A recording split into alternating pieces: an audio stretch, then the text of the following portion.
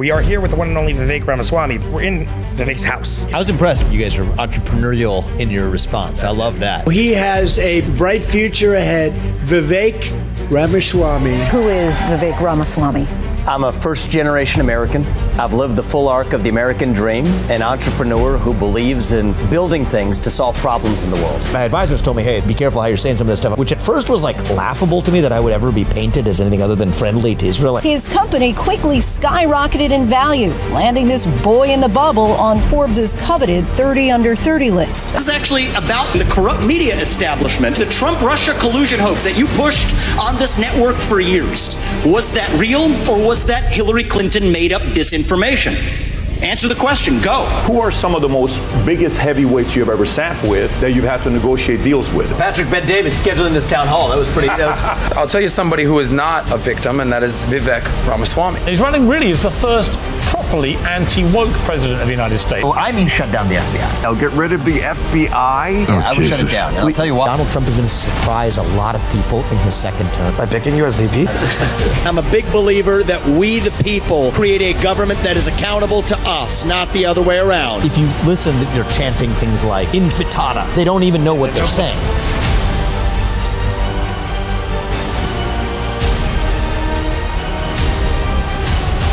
All right, everybody, welcome to episode number, I don't know, another episode of this label. Then maybe this is 67, 68, 69. Whatever it is, it's the most important one so far, that's for sure. Yeah, and I don't know. We've sat down with a lot of big people, and there's a certain dopamine rush I get when I go after big names. And I must say, right here, right now, this was the biggest dopamine rush I've gotten.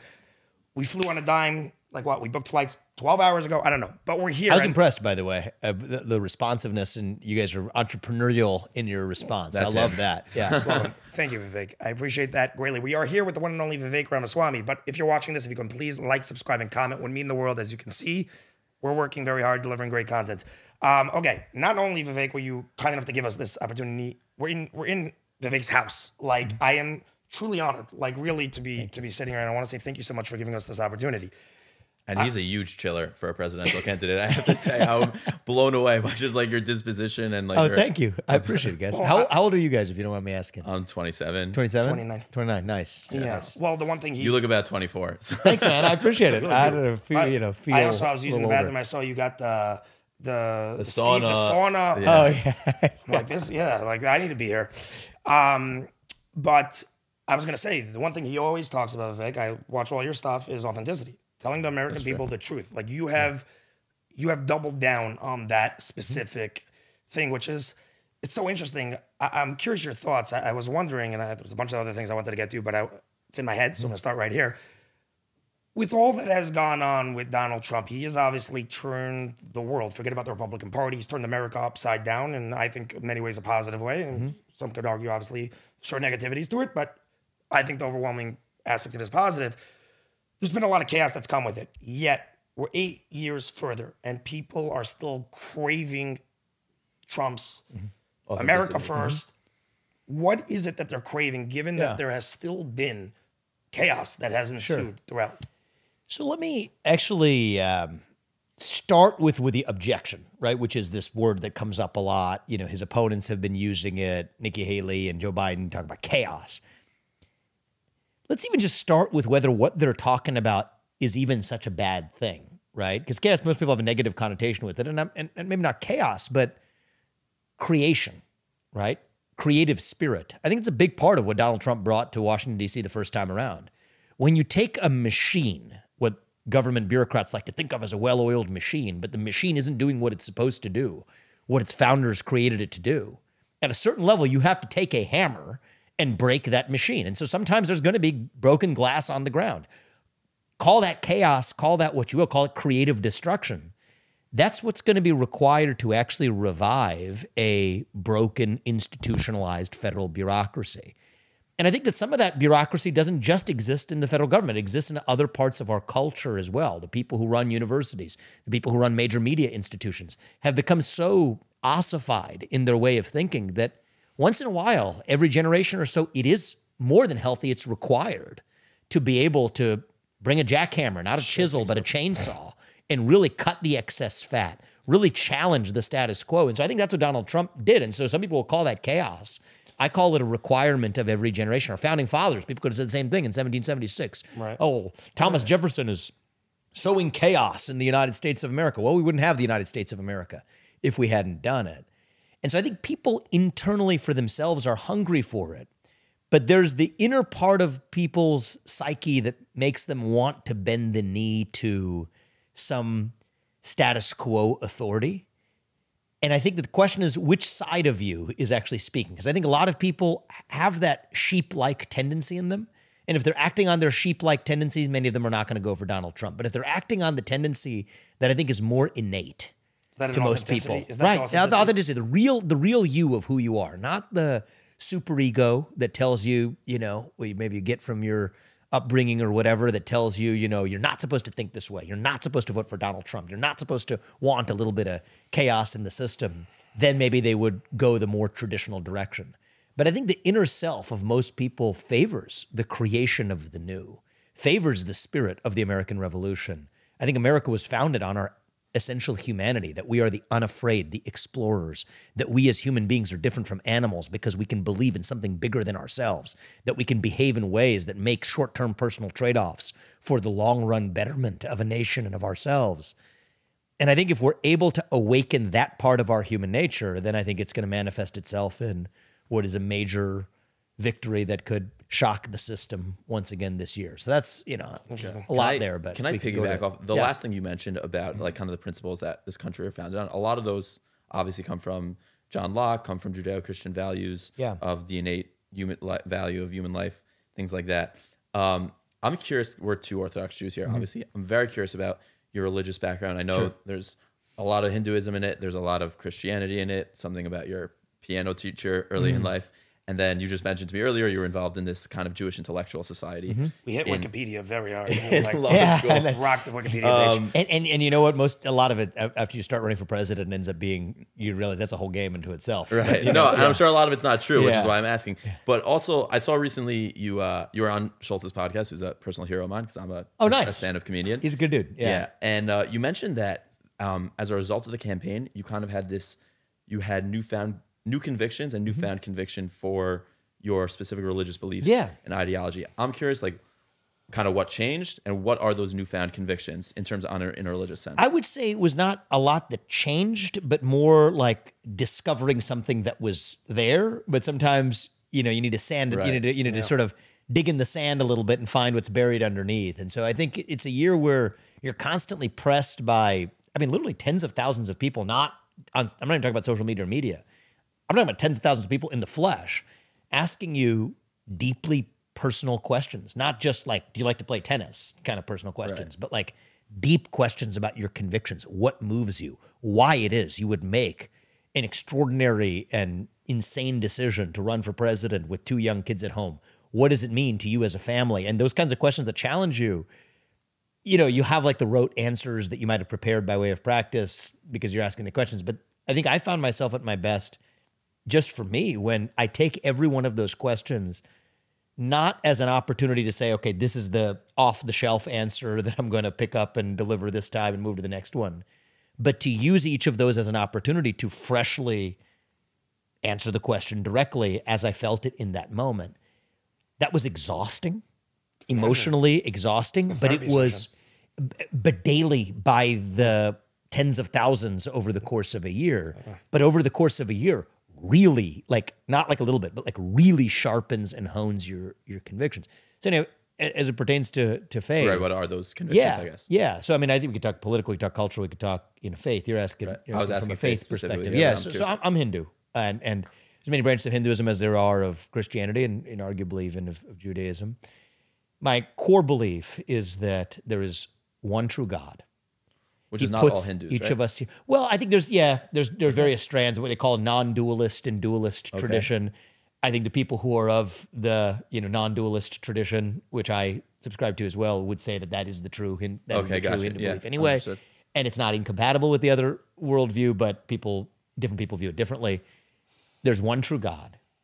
He puts each of us here for a purpose, that God resides in each of us, and that's what makes us equal.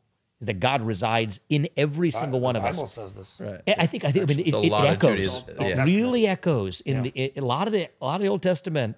There are strong echoes of that in a lot of the Hindu tradition and upbringing as well. I read my son a story last night. Actually, I'll tell you this is just random bedtime story. It kind of got pretty heavy pretty fast. He picked the book off the shelf, but it was a tale from an ancient Hindu scripture, and it was the story. And it actually summarizes.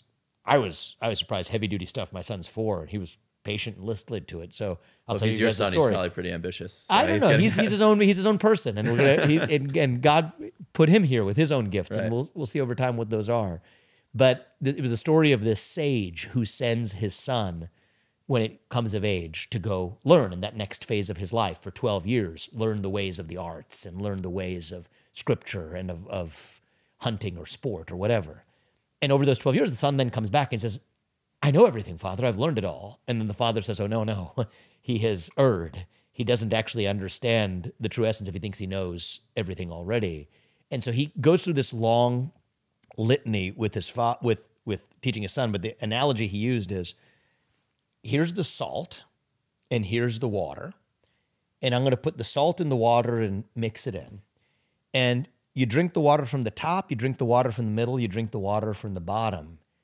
It all tastes the same. Salty. It's everywhere. The salt is everywhere in the same way that God is everywhere within each of us.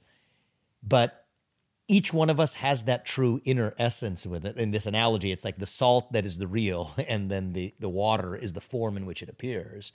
That inner essence still resides within each of us, but it's not just you because you learned these special skills that you're any different than, your neighbor or your peer. It's that same inner essence that exists within each of us. That's the heart of my belief. Now, there's a lot that follows from that. The way you regard your fellow human beings, the way you live your life. But those are, moral teachings. But the core spirituality, the core theology is that there's one true God. He puts each of us here for a purpose. The analogy, actually, even from the story last night, was if you know the true clay, then you know everything that's made of the clay. If you know what the true gold is, you know everything that which is made of gold. So if you know the true essence of the universe, what it's all made of, then that's actually your path to knowing the universe itself. All right, everybody, just want to give a quick shout out to our sponsor for this episode, CubX. CubX is an IT company that personally does my own IT. I've recommended these guys to multiple of my friends. They have come back with nothing but rave reviews. These guys have fantastic customer service. There are no hold times. You call, you get through, they fix your problem immediately, and they are truly a group of talented IT professionals. They service specifically companies of 5 employees or more. They have a special division for companies with 500 employees or more, and a additional division specifically dedicated to the healthcare field, which is an area that they particularly specialize in. If you'd like to get through to them, you can reach them at 732-444-8771. Press 2 to get through to the sales department. You can also email them at hello@cubx.com. That's hello@cubx.com. You can also check them up online at cubx.com. Again, that's cubx.com. If you're a new company that's starting out and need a great IT team, definitely reach out to these guys. Or if you're an existing company that is currently not happy with your existing IT firm, I would highly recommend this group. Thank you so much, guys. Back to the episode. I was actually very curious because I've been speaking with a lot of different politicians. I actually sat with Francis Suarez just a couple of days ago, so we were talking about this as well. You went to Harvard, Yale. Those are the big league schools, obviously, Ivy League schools. Right now, the biggest thing that I've been seeing is that obviously the Ivy League schools and people coming out of there are very, very left-leaning. Obviously, it goes without saying, we've seen primarily it seems like the most conservative people are the people that are older. The younger generation coming out of all these schools are more on the left. What is our government going, the backing for Israel specifically, if we're going to get into that topic, but it's part of it, at the end of the day, that it seems that the people in government who all really come from all the Ivy League schools in general are still what seems like the people that have more conservative values, and when I would say have their heads on a little bit more straight. Mm-hmm.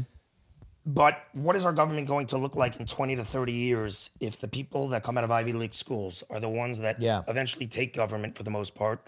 Or other institutions. Yeah, and it seems like those people don't like what America was founded on, or at least somewhat. So I have a theory on this. Which is that it actually relates to what we were just talking about.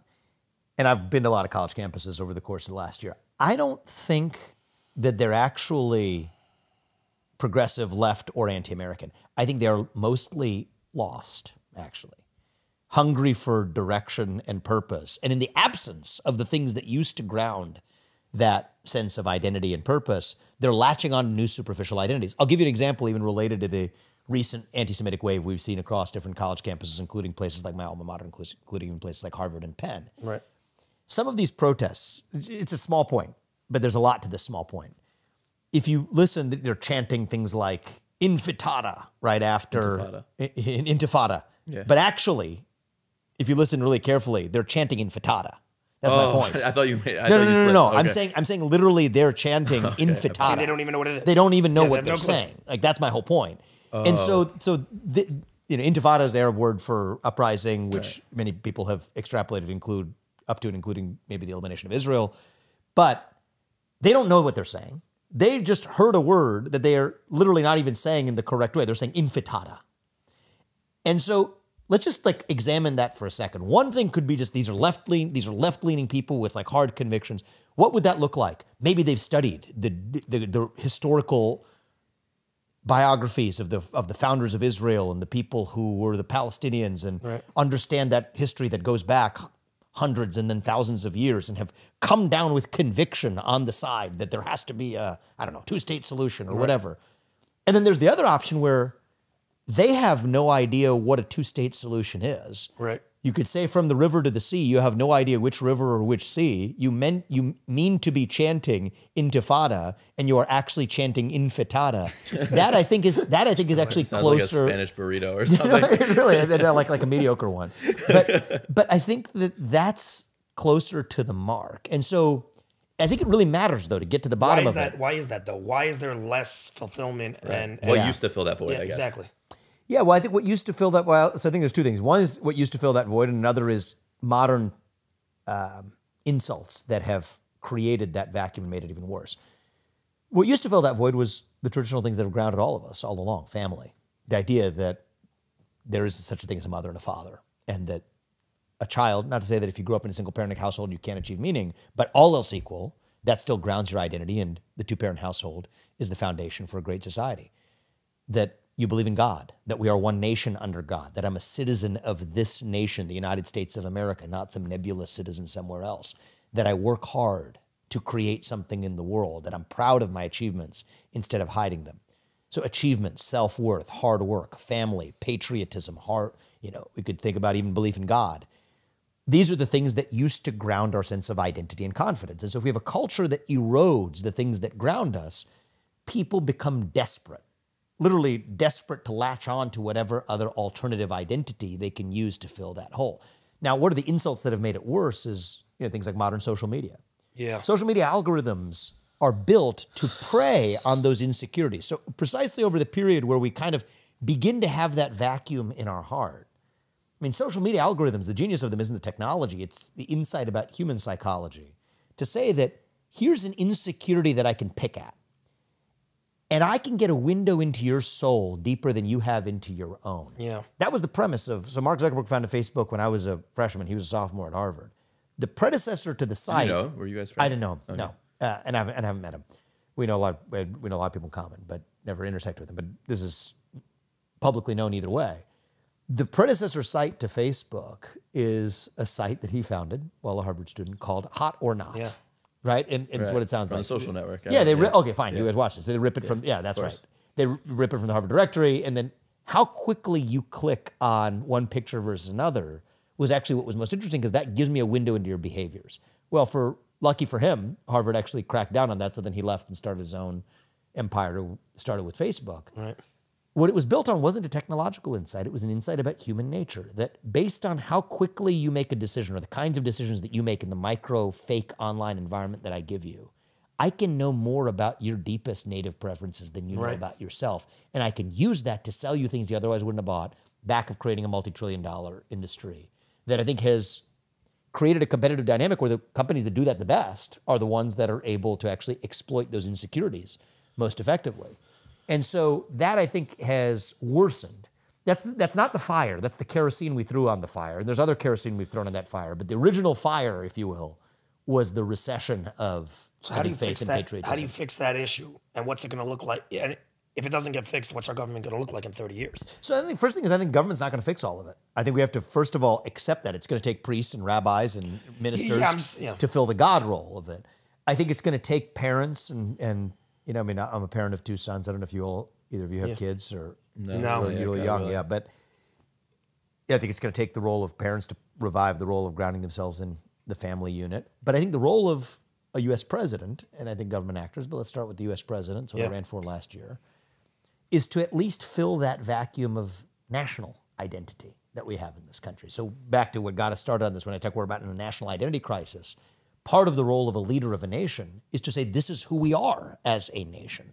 And I think you have other leaders, controversial ones in other parts of the world right now, from, you could think about Bukele in El Salvador, you could think about Orban in Hungary, Giorgia Meloni in Italy.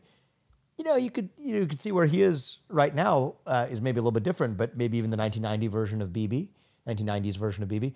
And I think that Donald Trump brought a big element of this in 2016, and I think can in 2024, is to pride to be an American, and then go even a layer deeper. What does it mean to be an American? Just as these other leaders are asking, what does it mean to be an Italian? Or what does it mean to be a Hungarian? What does it mean to be an Israeli? What does it mean to be an American? This is one of those moments where I think the U.S. president, and I think that Donald Trump is going to be up for that job. And I think that he's going to do a good job of it. I think he started in 2016, but I think there's room to go even further to say this is what it means to be an American, to be a citizen of this nation, the United States of America, not some nebulous, vague global citizen fighting climate change somewhere nebulously fulfilling our vacuum for purpose, but to say I'm a citizen of this nation, I'm proud of it, and that means something to me. So that matters. I with you so much on this, but so here's my question. When you were running for president, you were very, very clear that every decision you would have made, and I assume you see it the same way if you ever run again, if you become the vice president, every single decision is going to be made through the prism of America first. Yeah. Trump obviously was the one who brought that a little bit back. You doubled down on that recently. Now, my question is, it seems like a lot of people have a problem with that. I think they do. I'm just going to grab water. Yeah, please. A lot of people seem not to like that, and I can't understand why anyone would have a problem with wanting our country to be the best. That's a shocking thing to me. Like, we're part of this, we're part of America. Why would we not want for us to care about our citizens, specifically for the president to care about our citizens first? Why do you think that is, that people are pushing back on that?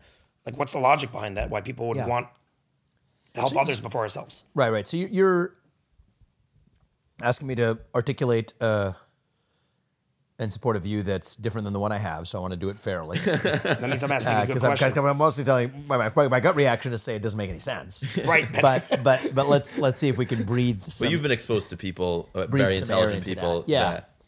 So look, I think there's 2 basic premises in America First. The America First movement, as we think about it. One is we the people create a government that is accountable to us, not the other way around. And that means the people who we elect to run the government ought to be the ones who at least run the government, not these unelected monarchical bureaucrats. That was a core element of my campaign. That's prong 1. And then prong 2 is those elected leaders who we do put there, who do they owe their moral duty to? You can only have one master, right? I think this is a concept that shows up from scripture to corporate law. You can only have ever at one time serve only one master. Who is your master when you are serving as an elected official in the United States? And I say you have one master. It is the citizenry of this nation, not any other one. I think that the other side is what you're asking for, says that, well, but as a human being who is leading the most powerful nation in the world, right? You're not just talking about any other nation. I'm trying to give you the best argument I possibly can for a view that I don't agree with, but I'm going to try to give you the best argument I can, is that even though that might work in El Salvador or Italy or Hungary or Israel or any other country, in this country, because the United States is the global leader, and we want it to remain in a global leadership position because that's good for the United States and good for the globe, that there is a secondary set of responsibilities for U.S. elected leaders that go beyond just the relationship to its citizens, but also to that of humanity more broadly, and to the citizens of certain other nations that we have an independent obligation to as the leader of the world itself. That's the best argument I will give you for the other side. But granted, but obviously, and no one's necessarily saying that's not true, but that would be a secondary thing to our citizens first. Of course, I mean, I'm a solid, but they solid America first. It's just ideologue. You could even call me that on this principle. But that's the best argument for the other side. How would you? Okay, so obviously we're Jewish, we're Orthodox. Goes without saying Israel. How would you say that plays out when it comes to an ally? Obviously, America's definitely. Israel's closest ally. Some would say that Israel's America's closest ally. How would you say that would play out? Israel's definitely America's closest ally in the Middle East. Right. And arguably America's closest ally. Right. So how would you say that would play out, obviously with regards to aid with Israel? And I've heard you say, obviously, that you're all in favor of diplomatically, to pinpoint the question more, you've said that you're very much in favor of diplomatically supporting Israel. If Israel could get off American aid, you would be in favor of that. If that's possible. Well, I would just say intellectually, let's just sort of break this down. Aid to Israel, even, right? Yeah. And it is probably, I think one of the things I was a first-time politician, ran for office, learned a ton over the last year. And one of the things I learned is that A, how you verbalize things, you got to be precise with respect to what your actual beliefs are. B, even if you are precise, there's still a distortion engine that doesn't care how precise you really were. Such a great question about that too. And this was one of the issues where I think it was before the first debate. I think I gave a speech at the Nixon Library, gave a wide range of foreign policy views, and I was ascendant in the polls, and he gave, I think, the perfect window for other Republican politicians and really their super PACs to exploit my firmly held convictions to an issue that they know matters too much to the Republican primary electorate, which at first was like laughable to me that I would ever be painted as anything other than friendly to Israel, like knowing my background and my convictions. That was like, actually I was my advisors told me, hey, be careful how you're saying some of this stuff. I was like, that's like a laughable idea. Right. And then that actually managed to happen over some of the campaign. Right. So I learned a lot from it. Aid to Israel is a different concept from financial aid to Israel. Just intellectually, there are many ways you can help an ally. Financial is one of them, just as there's many ways you can help a friend or a family member. There's many ways you can help somebody. Writing a check is one of them. Yes. In this window that we're in, this isn't some theoretical discussion. It matters now. Israel's in the middle of a war, okay? And I think that it's in the middle of a war that is very important to the future of Israel. Is money the rate-limiting step for Israel right now? It's not. Now, there are situations in which money could be the rate-limiting step. It's not. What is the number one rate limiter right now to Israel's success? Yeah. Diplomatic latitude. Yeah. So where I've been all along and where I am today is Israel has a right and an obligation to defend itself. Does that include going into Rafah right now? Sorry to interrupt you. Like right now. That's Israel's decision to make. Got it. That's where I'm at. That is Israel's decision to make. Not the UN, not the EU, and not the US, actually. Now, we complicate that if we give Israel now, say, okay, but here's just a paltry check. Oh, well, Israel doesn't really need money. I mean, I know what person, what sane person isn't going to take money if you're getting it, right. Sure. Right. But that's not the rate limiter. It's not like Israel, our national debt per person is much higher than Israel's national debt per person right now. Right. It's not like Israel's running out of money and running a national debt crisis. That'd be a different conversation if it were, but that's not the situation. Right. The situation right now is Israel is badly diplomatically constrained in what it can and cannot do. And our proposal to solve that is something largely irrelevant to that, which is to give money, but it's not even irrelevant. It's worse than irrelevant. It harms it. It actually is the single greatest lever that the West then has to then restrict the scope of what Israel can or cannot do to defend itself. Well said. And it puts more pressure on the U.S. because they're the ones aiding in the war officially. So right. And look, I think that once he who pays the piper calls the tune. That's well known internationally. It's part of human nature, part of the relationship between human beings and nations. And so that then muddies the water for the U.S. in the certain sense. If the U.S. is given the money for a specific war and not questioning those war objectives, no culpability. Then yes, exactly. Then some of that blood is on your hands too. So I think that the right answer for Israel and for the United States. Now I'm looking at it from an American perspective, as I believe you should. As I believe every American is Jewish or not. I believe that's the case. But what happens, it turns out, is if you have real allies and real friendships, when you're acting in your own self-interest, it is in the interest of the ally if it's grounded in that true essence of who you are as an individual or as a nation. And so for the United States and for Israel right now, I think the best decision is for the U.S. to provide what I've called the diplomatic Iron Dome, as a member of the UN, as a sitting voting member of the Permanent Security Council of the UN, as the leader of the free world, to stand by the firm principle that Israel has the right and the responsibility to defend itself, and that we stand for that to the fullest. Is there a limit? I assume there is a limit to which that would go to. I mean, international law is the limit. Like, can I ask you a question? Yeah. It does relate to Israel. I guess it might be viewed as more a question on isolationism in general. I'm not. People obviously have referred to you as isolationist. I'm not trying. Yeah, to... I think it's an insane label. It's like I'm not trying to racist from the left has become the new isolationist totally from the right. You're exactly. Yeah. No, but it does. But it is a concept and a fair one. As it relates to Israel. So, like, for example, you have a group like Hamas, which isn't just committed to the annihilation of Israelis, but Jews worldwide, as they say it. So, does it fit within a government like the American people, who has Jews as part of its citizenry, to view that threat as domestic in a way? Because the irony is we're not. Right now, we've got 12 million people that will have crossed the southern border under Joe Biden's regime that we're actually failing to protect our homeland. And my top concern is, if what happened on October 7th can happen in Israel, that can absolutely happen right here in the United States of America. And I think we're at greater risk than we've been at any point in the last 20 years for that to happen right now in the United States. And I think we have leadership that's asleep at the switch, frankly, in both parties. So yes, that absolutely is a concern. I think that can't be used as just a vehicle to say, okay, so we're just going to, use that as our justification to do something whose motivation is something else. If that was really our motivation, and I think it should be, we have a major issue of mass deportations we need to effectuate in this country now. And for my part, I favor those mass deportations. And I say that as the kid of legal immigrants to this country. We're a country founded on the rule of law.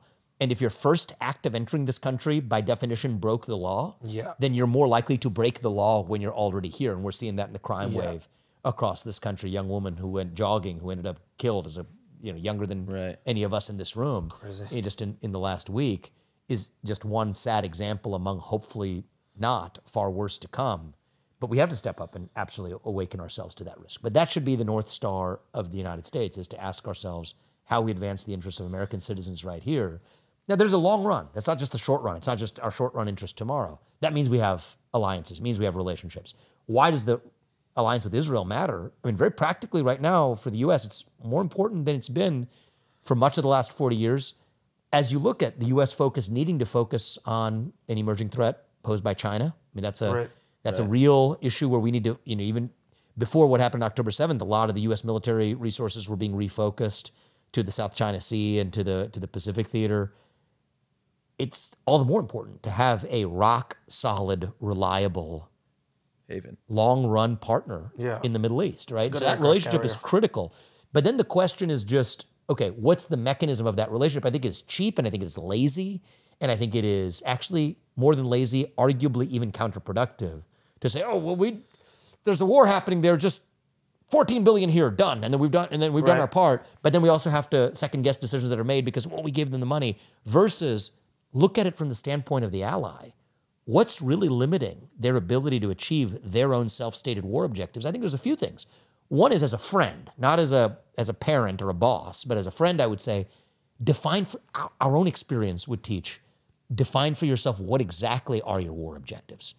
We made a mistake going into places like Iraq where we didn't have clearly defined war objectives, and that was worse for the United States in the end as a result. So just as a friend, make sure you define your war objectives.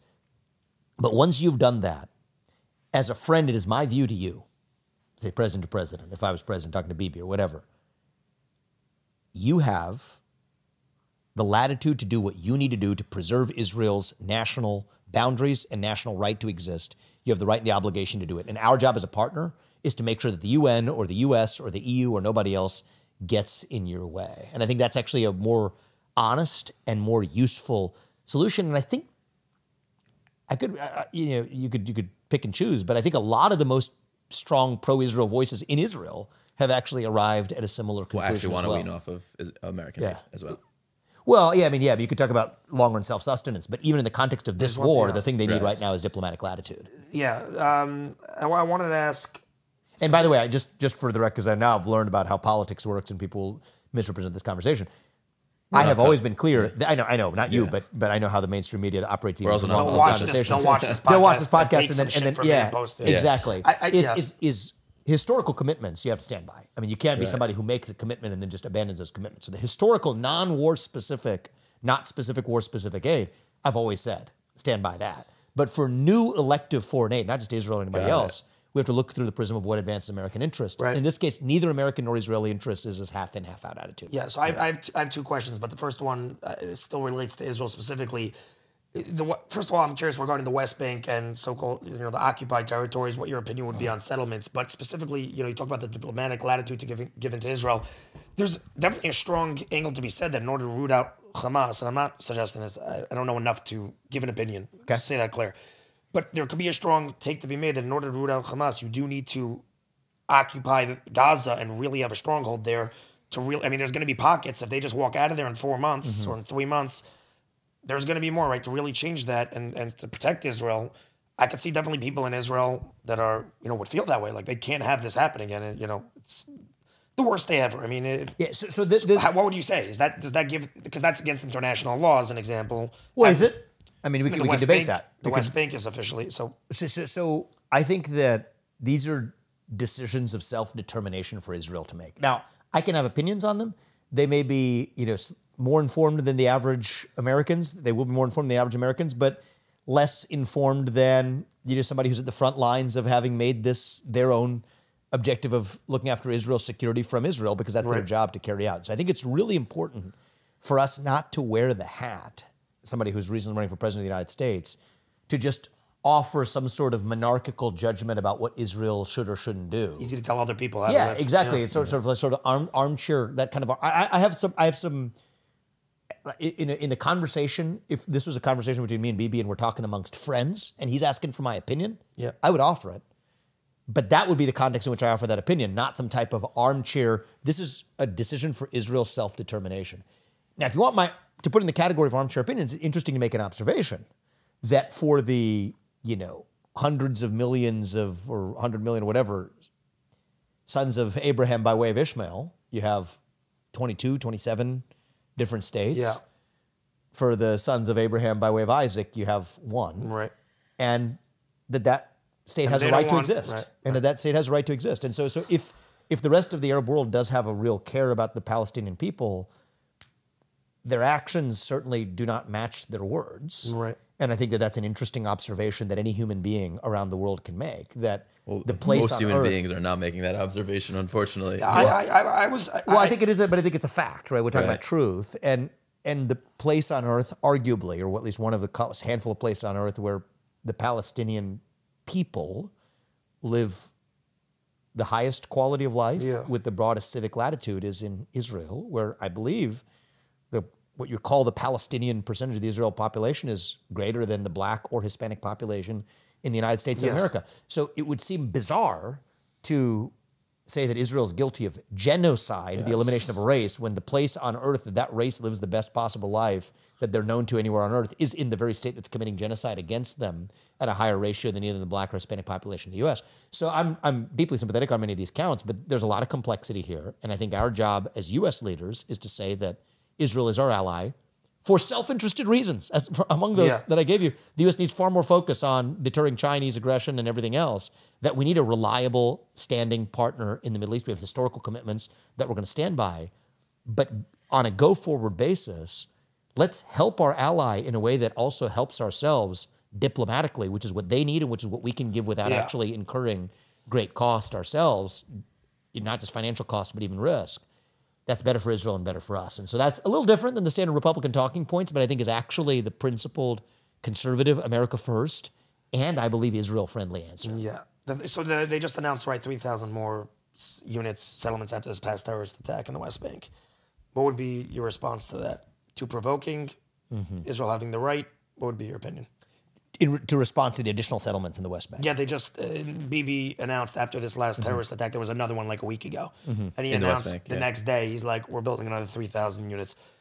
I guess as a punishment, I mean, it seems pretty clear, sort of how we'll demolish a home. Yeah, I mean, look, I think that the fact that that's in the West Bank and in responses, you could have my opinion about whether or not, if you really view that as a separate issue, then why is the proximity in relation to what's happening right now? And I'm sure that there's plenty of voices in Israel debating that question as well.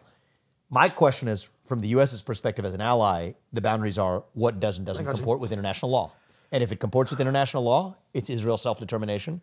If it doesn't comport with international law, then it's our responsibility with an ally to make sure that our allies, like ourselves, are compliant with international law. It's similar to like a personal, like almost in a personal relationship. Like if you have a close friend, but he's doing something egregiously wrong, you have to confirm that friend if your friend is committing illegal behavior that subjects him to the consequence of that illegal behavior, a good friend doesn't let his friend, I would say, drive on the wrong side of the road while drunk or whatever. That's what good friends do. But on the other hand, if your friend wants to, date a girl that you don't like, you can give him your opinion, but it's his right to live his life. All right, everybody, want to give a quick shout out to our sponsor for this episode, Ice Shaker Incorporated. For those of you that have been following Mislabeled, you know that we had Chris Gronkowski on. This is his company. They were on Shark Tank, offered a deal by all 5 sharks. They have sold over 1 million bottles to date. Kitchen grade stainless steel, which does not absorb odor like all plastic bottles do. If you are a workout junkie, this product is for you. Third-party tested, will hold ice for 30 plus hours and keep your drink cold. Additionally, this is customizable for all employers for their employees and can make for a great gift for a friend. Turnaround time on custom bottles is 3 to 5 business days. To reach out to them, you can hit them via email, info@iceshaker.com. That's info at ICESHAKER.com. Or reach them by phone, 817-329-6478. Again, that's 817-329-6478. A customer rep will direct you to the correct sales department. Now back to our episode. You've spoken about how America as a society is has an identity crisis as well right now. And one of the things you pointed to is the rise of secular religions. Yes. To a layman, to an idiot, can you describe what exactly is a secular religion? How does it affect our society? Yeah, so secular religions, and we can name ones that fit this description. Please. Wokeism, transgenderism. I put climate ideology, what I call climatism, in this category. I put COVIDism in this category. It became a kind of religion. Is a religion without a God. So it has a hierarchical set of comprehensive beliefs that guide how you're supposed to behave in pursuit of a kind of salvation, but without an actual God to provide that salvation. Absolute truth. Without that absolute truth governing. Okay. Right? And so in the woke ideology, there's a comprehensive worldview. It says that you're in my relationship with each other, that we're in a relationship with each other. It's guided not by the salt in the salt water that God resides in each of us. It's a different kind of relationship. It's a relationship of hierarchy, which says that one of us is an oppressor and one of us is oppressed based on a category of math of intersectionality that creates this world ordering of hierarchies based on power relationships. And the Marxist old worldview, and Marxism was very hostile to traditional religion because it had a religious quality of its own. The Marxist worldview, that power relationship was based on money. In the new wokeism worldview, it's based on genetic immutable characteristics, to say that the world is governed by not by the invisible presence of God within each of us, but by invisible struggles of power relationships between each of us. And then once you understand that power relationship, that guides what you are or aren't supposed to do. The moral thing to do if you are in a position of being in the oppressor position is to make the sacrifice, the equivalent of like an old Catholic tradition of wearing a hair shirt or whatever. You actually have to make a physical sacrifice unto yourself to be able to stand back to let the person who's lower on that rung of hierarchy to have the same equal opportunity that you do. In the climate religion, to say that we are facing an existential risk, that you personally have to make a sacrifice to advance the betterment of the whole. Again, the equivalent of wearing a hair shirt. Every religion, in many ways, has this culture of sacrifice before God, before one true God. I mean, even in the Hindu tradition, there's various examples of it. You'd go to India, you would see all kinds of strange ritual sacrifices where people will walk on hot coals or fire. You've seen it in the Catholic tradition. Have you done that? No. Okay. I'm not a big. No, I've heard of it, so I'm just curious. Yeah, I'm not a big. That's not my brand. Right. I'm just like most Catholics don't wear a hair shirt, right, or flog themselves. And I don't have horns, but other Orthodox. No. Okay. So what would be the best example of like a sacrificial tradition in the Jewish? In the Jewish tradition? Well, we did originally, like in the times of the temple, we were very sacrifice based. Right. What would be a good example? Like animals mostly. Animals. Yeah, mostly like never human beings. That's what I guess the most iconic example would be like on on Yom Kippur, which is the holiest day of the year, in the times of the temple, they would have 2 goats. Okay. And one would be thrown off a cliff, right, to like represent like the what should be happening to us for our sins, and then one would be sacrificed to God. Like, and you've, on I suppose, never done that. No, yeah. I mean, I don't think anyone's done it in 3,000 years. But someone did do it in Israel 2,500 years ago. So anyway, but my point is, most traditional religions have this, at least built into the cultural backdrop or history of it, this idea of sacrifice. You see that actually popping up in the new secular religions of the sacrifice you're supposed to make if you're higher on the totem pole of intersectionality. Like that guy who just burnt himself alive for totally. Right. There's a new secular religion of its own. That was like the new. That's crazy. In the COVID ideology, it's the same thing. I mean, that's what in the later phases of the pandemic, wearing a mask ended up becoming was a symbol of the sacrifice that you're making for that broader whole. And so it has all of the characteristics of a religious way of being, but without the actual God. Interesting. That so interesting you're using that itself. example because at a certain point, it kind of became like accepted that masks don't really do anything. Right. Yet it was like a virtue signaling, like I am on this side of the COVID debate. I mean, it took the quality. I mean, we're just having a free flowing conversation right now. We're all talking. It had the quality of you wearing a yarmulke here. You wearing a yarmulke here signals to me that you're Jewish. I have an extra one if you want, by the way. I'll take it for the rest of the discussion if you want. Okay. Cover my bald spot back here, so we can. We probably if it's really jet black, that could actually come in handy for me. I also have a baseball hat with an Israeli flag on it. That might be a little harder. But no, I mean, look, I wear my American flag is the only flag hat that I usually wear. But my point is, when you ask about secular religions, it ends up. Right. In a religion grounded in a firm conviction and belief in God, there are ways we still express that in the way we live our lives or the symbols that we use. Right. And so the irony with the secular religions, you have people subscribing to these belief systems that explicitly almost reject their God-like or their God-related beliefs, yet are behaving in a manner that's otherwise entirely consistent with a rather traditional conservative organized religion. What's an example of that? Well, I mean, I'll give you the mask. You wear the mask because you feel like that's your religious obligation to. Right. You count your carbon emissions and you limit the way you're using an airplane or a car or a gas stove. That has the quality of a religious conviction, right? That Greta Thunberg. Why do people follow her? She's like a modern Joan of Arc figure that fills that void of purpose that people need to follow somebody who gives them a limitation of what they can and can't do. I always say it's actually very interesting. The belief in God, like you were saying that there's a identity crisis. I was thinking that the belief in God is very simply, it governs so strongly one's life. Like when it comes to transgenderism or all sorts of political issues, if you think about it, if there's no God and there's no bigger purpose, then why can't I be whatever I want to be? Like you're here for 80 years, you're done. There's no actual thing that's governing any bigger picture. So like I decide I want to be a woman tomorrow. Well, and I'm not even making it as a negative judgment. I think it has the quality of. So what does that mean? When people start behaving in those ways that have religious conviction, it says to me that we as human beings, as I alluded to, unlike animals, have a hardwired need to believe in something bigger than ourselves. Right. That's what's behind the story of the golden calf. Really, that's why atheists are notoriously depressed, I guess. I think so. I think that's a big part of it. Or atheists may actually correlate with still creating a capital A atheism that becomes a religious conviction in the absence of a God. It itself is its own religion. Which then in turn becomes its own religion. And so it's not a coincidence that we see the recession of religion or faith or patriotism at the exact same time that we see the rise of these new secular religions of wokeism or transgenderism or It's just so interesting because these kind of secular religions, which you're referring to, were kind of in the pursuit of equality. And it's almost backwards now because like the saltwater example, which you gave, is in the essence of equality. God is in all of us. And their religion is dependent on this hierarchy, which is which is unequal.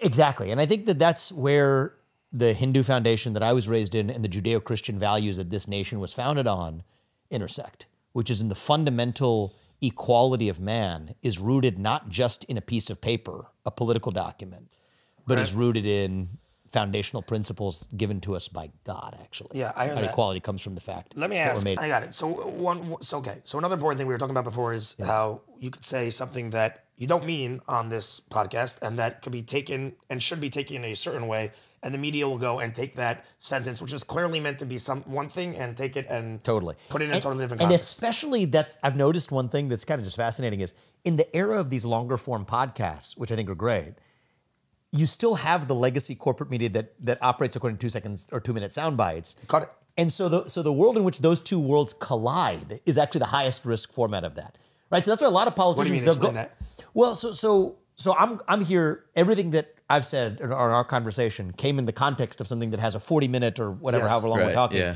context around it, and yet CNN or whatever operates according to 2 minute snippets, and so lifting something out of this and putting on CNN, right, not even consecutive, is almost a budding of two worlds that increases the risk of that misinterpretation, which is why many national politicians don't go on long-form podcasts like this. It's fascinating. Right? Because it's created an incentive structure to say that you're going to be penalized for doing it. Now, I think over the long run, we're going to reach more people this way. I think we're also going to reach more people with a higher quality conversation this way.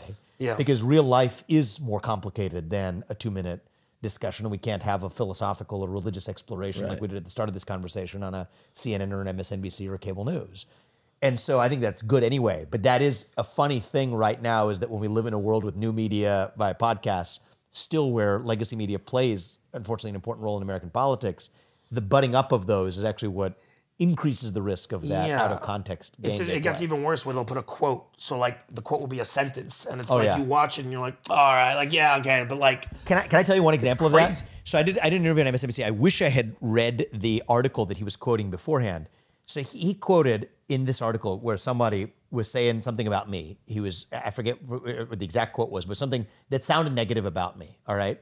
And he said, this is your own former colleague that has said this about you. And I'm hearing this on air at the first time. Yeah. So I'm just like, that doesn't sound like something that my colleague would have said, but I haven't read the article that was published in the Financial Times. He's trying to catch so he's just like, okay. So after the interview's over, right? So then that was kind of a gotcha that he kind of like ambushed with me. After the article, I'm like, no, my friend, come on, man. I've worked together for years. Like, did he really say that? I can't believe this guy said that on TV, but I mean, he's reading a quote. Literally the next line, I kid you not, you can look it up in the Financial Times. The quote after this is, from my friend, is, now I know, Financial Times published this. Now, don't you dare take this out of context, because I think that everyone has done exactly what Vivek said. Literally was the exact next sentence. And yet on air, the guy literally reads that first sentence. You're getting to my question. It was laughable. You're getting to my question. Yeah. The media clearly is out. When they want to get you, they will come at you. Yeah. I mean, we see what's going on with Trump. They will do everything and anything to keep him out. That's just so clear. And when they want you, they're coming after you. Is there some way to curb that and put into effect? I feel like there has to be more consequences for the media for just like... Yes, this is a tough one.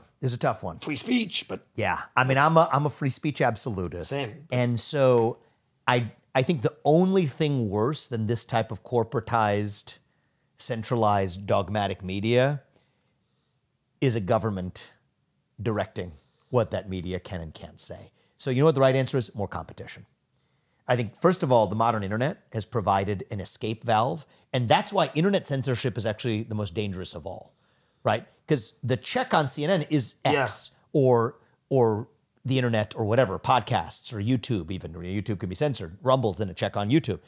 That competition, I think, is actually the last best check we have, which is why I'm an especially staunch supporter of internet freedom. And what you're seeing right now happen in the last few years is the government is threatening those internet companies to do through the back door, to censor the speech through the back door. The government couldn't censor through the front door, and having the internet companies do it. That's actually the most dangerous thing, which is why I've made that a pet issue of mine, to say if the government is threatening a tech company, Google, Facebook, whatever, to say that you can't allow that speech, but the government couldn't do it directly, that itself is a constitutional violation. That's a whole legal... interesting kettle of fish that we could probably fry another day. But I've written books, I've written articles about this, and I think that that's actually one of the dangerous forms of censorship of our time. Got it. Can I ask you just to shift gears a little bit, because we're wrapping a little bit? Like a personal question, I was wondering. I was talking about this to him on the way here. You obviously appeal to young voters, and like you're a nationally ranked tennis player, this young, cool vibe to you. On the other hand, you were part of all these like sophisticated, like intellectual. Were you getting chicks when you were like? Were you cool? What was that? When you were when you were in for like high school? Yeah. High school. College. I was like siloed away. I went to all boys high school, very traditional like us. background. Yeah, you did. Yeah. And then college, that probably changed.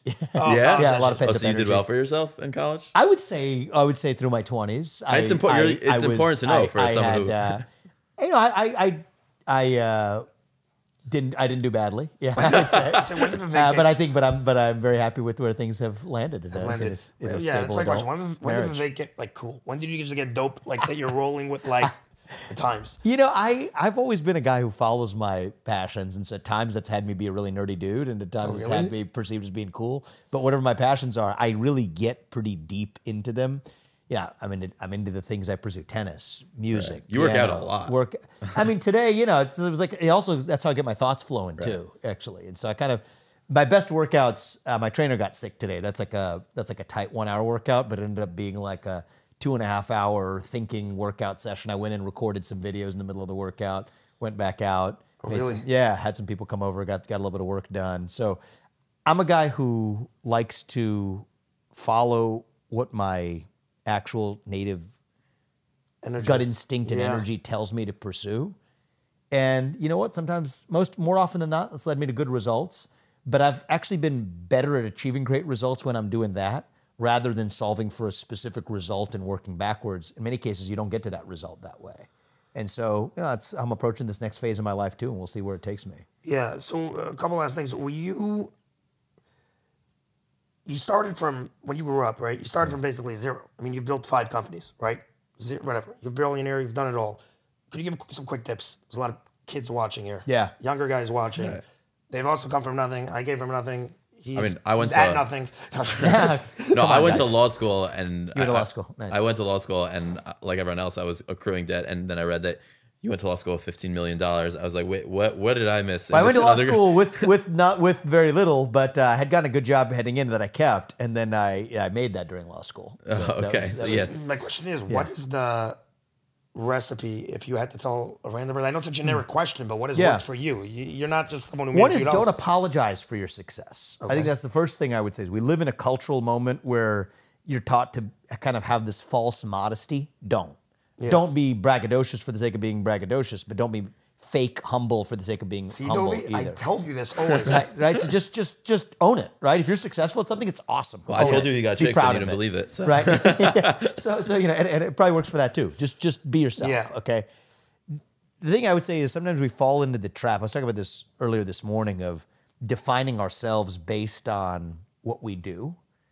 And instead, who you are is different than what you do. So figure out who you are, and then what you do follows from that, okay?